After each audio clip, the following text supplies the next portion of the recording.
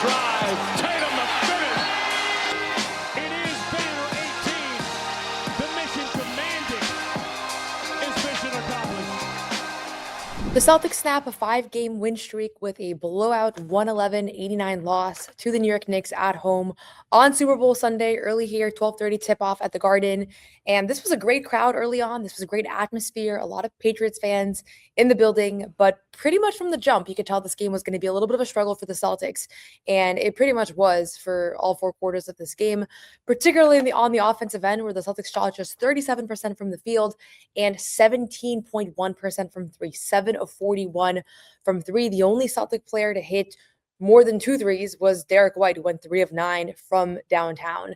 So this was just a difficult offensive performance for the Celtics. Credit to the Knicks for, I thought, playing some really good defense, putting pressure on their ball handlers. But even still, there were a lot of good looks that just did not go. Jaylen Brown led the way with 26 points on 11 of 25 shooting in this one. But it wasn't a great Jaylen Brown game. Derek White added 19 points on 7 of 14 shooting. He found some rhythm in the first half, but kind of tapered off there towards the second. And outside of that, the only other player that had more than 10 points was Nikola Vucevic, who had 11 points off 5 of 13 shooting off the bench. This was not a great game for him. I felt like he was trying to find his spots, trying to find where he could be most effective. And there's a little bit of a transition here right now with the Celtics because they have a new addition to their lineup. He played 23 minutes tonight. They no longer have Anthony Simons, obviously. And they're trying to find ways to incorporate him and center him offensively, leverage his strengths while also not disrupting what has made this team effective so far this season. And so there's a little bit of a balancing act. 3 games in a row now, Joe has started Luka Garza alongside Neemias Queta. Those 2 guys had played 3 minutes in total entering that Houston Rockets game. And it worked in Houston. It did not work the other night against Miami, and it didn't really work tonight either, I thought. But Joe still gave those 2 some run concurrently, and Luka ends up playing 15 minutes in this game. Nimi plays 23, and Vucevic plays 23. So I don't know long-term how the minute distribution is going to go, whether those 2 guys are going to continue playing together or whether it's more of an experiment right now that Joe is trying to implement. But one thing that is for certain is that they're seeing different combinations of players. Peyton Pritchard coming off the bench now. And again, that doesn't really impact how many minutes he's playing or how important he is to this team, but it's just the combination of guys that he's playing with is a little bit different. They had gotten in a nice little groove where Luka Garza, Hugo Gonzalez, and Anthony Simons were all coming off the bench together and playing like that trio was coming in at the midway mark. That's obviously no longer a thing because in this game, Luka started, Anthony's not on the team. Hugo did his usual, he played 21 minutes in this game. Or 12 minutes, I should say, actually. Ron Harper played 21 minutes, which is interesting. 2-way player Ron Harper, who I do think at some point will be on a standard deal. So I do attribute some of the struggles today and really over the last 2 games because they fell by as many as 21 versus Miami on Friday to just figuring out these new combinations of players. And I don't think it's a bad thing because long-term, they do need additional front court support and they do need more versatility and combos and options there. But in the short term, it might hurt them a little bit, So probably would have been easier to just not even play Nikola today. But obviously, that's not going to be the case moving forward. So you have to kind of figure all that out and work through all that. So that's my first kind of takeaway is that I do think that there's a little bit of a learning curve with a midseason trade like that because everybody else has been with this team since the summer and he comes in 3 days ago and he's getting up to speed and figuring things out. And there were moments again, just like Friday, where you could feel that either he was in the wrong spot or somebody was in his space or they missed him on a cut or they missed him on a look. And that's just kind of the way that it played out. So that's the first thing. The biggest positive takeaway from this game, and there was one significant one, is that the Celtics have a really good basketball player in Baylor Scheierman. I already feel pretty good about Ugo and what he's brought to the table in his rookie season. He is the NBA's net leader in plus minus. That might have been a little disrupted tonight, but he was only -8 tonight, which is impressive in a game where multiple guys were significantly were. Peyton was a -27, Vucevic was -24, Ron Harper was -17. But Ugo has been Ugo, right? I think there's a lot of hype, there's a lot of excitement around him, as there should be. Hugely impactful defender, shows some offensive flashes that are really encouraging, really exciting. But at the end of the day, I think there's been no shortage of coverage around what he's done at age 19. He just turned 20 last week. Jordan Walsh, I think, had a great stretch during the season, started 20 straight games, kind of falling out of the rotation here. And I think for him, it's just been consistency and confidence. And he does seem like one of those guys that when he has him and playing, it's disrupted him a little bit. He plays 12 minutes in this game. He had a DNP for the first time since early November on Friday. But I think everybody kind of gets what his game is all about, right? He's a lengthy, athletic defender. For a stretch there, he was also scoring the ball at a high clip, shooting lights out. But really, it's the defense, right? Austin Reeves said it after the Lakers game that he could see Jordan becoming one of the league's elite defenders for a long time. And I think that's where a lot of people felt during that stretch. And I still think that he can get back to that. But Baylor, to me, has been falling through the cracks a little bit, the kind of season that he's having. And it's because he never had a stretch where he was like the story, right? He never had like a 2-month period the way that Jordan did, or a couple week period the way that Josh Minot did, or even like a week-long period the way that Ugo had that 1 week where he was playing crazy minutes and doing a really good job. Baylor has been more of like a steady force throughout the season. And with that, I think it's some of what he's been able to do has been lost, because you look up his, stats, he's averaging like 4 points a game, not even. And he's shooting the ball well. He's shooting like 40% from three, but nothing that, if you just look up the kind of season he's having, you might think, okay, this is a guy who's playing, 12, 13 minutes a night. He might just be like a garbage time kind of player, right? So I'm looking at Baylor's season very differently. I think he's proven that he's a rotation player on the Celtics and in the NBA moving forward. I think he's shown why he was drafted as Brad Stevens' first round pick throughout the course of the last few months. Not specifically just tonight. Tonight he had a really good game, 13 rebounds, which is a career high. From the jump, he had a couple of like very impressive rebounds, because obviously no two rebounds are alike. Sometimes a rebound is, just falls in your hand and there's three guys there and the team would have gotten it anyway. Sometimes you're securing one where it's kind of out of your rebounding zone. Joe Mazzulla explained this after the game, and those are extra valuable. 2 offensive of those 13. Nobody else in the Celtics had more than six rebounds in total. So he really shouldered the bulk of the load there. He was the leading rebounder in the entire game. Also had 5 assists, all of which came in the first half, where that's a career high, 5 assists for him. And he was the only player on the Celtics that had a positive plus minus. He was a +1 in a game that they lose by 22. So the numbers backed up what I saw, and that was that for large stretches of this game, he was the most effective Celtic out there. Finishes with 10 points on 3 of 8 shooting. He's not going to be a high usage player right now. He's not somebody that's shooting the ball a whole lot, but I do think that he can get there. He missed some good looks from 3 that would have helped quite a bit. He finishes 2 of 7 from 3 after starting 0 of 4. But he just made winning plays in this game. And if they had found a way to claw back when they came, they cut the deficit to 5 points in that third quarter, and then the Knicks closed that quarter out really well. The Celtics kind of fell apart offensively.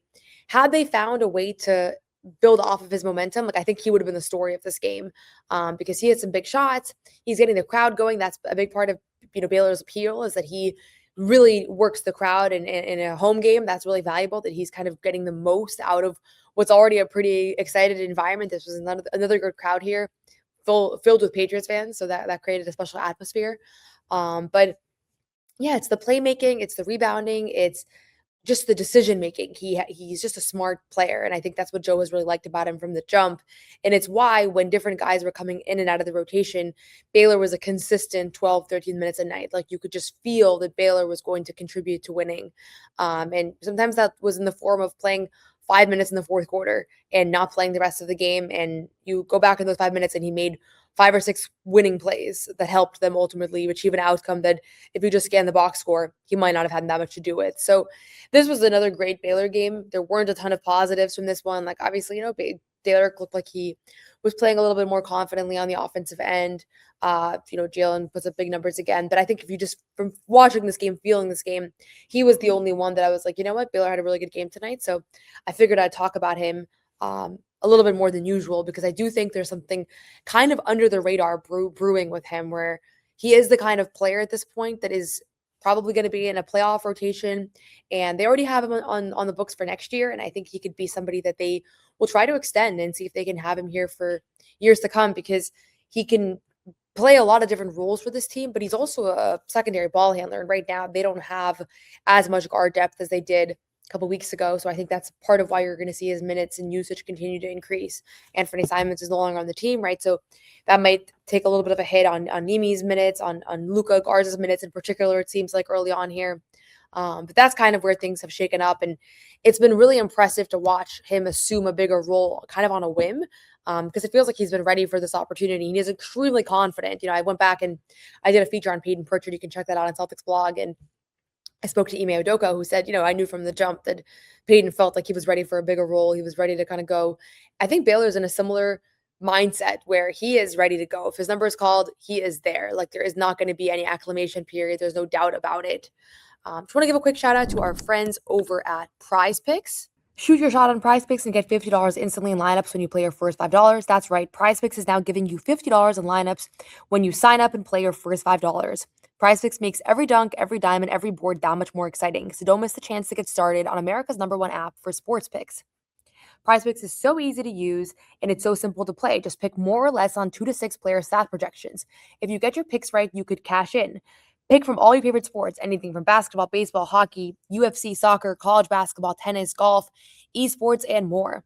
PrizePicks now has early payouts. If your player gets off to a hot start, you now have the option to cash out those winnings before the game even finishes. Join millions of users and sign up for America's #1 sports pick app. Get on the action. PrizePicks is now available in all 50 states, including California, Texas, Florida, and Georgia.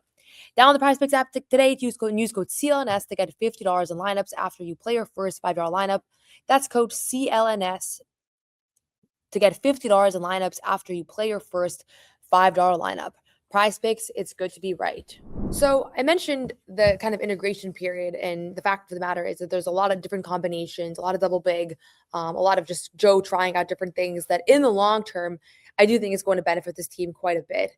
The other piece of it is, I think they just had a bad shooting game, truthfully, like 7 of 41 from three.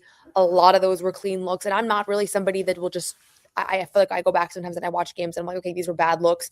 That Knicks series last year, when they dropped games 1 and 2, I thought that they had a lot of bad looks that they missed too. And then some that are kind of a result of that. But in this game, truthfully, like Payton missed clean ones, not even just the threes, but just the mid-range ones that he's always hunting down, that he is the most efficient isolation player in the NBA. He missed some of those.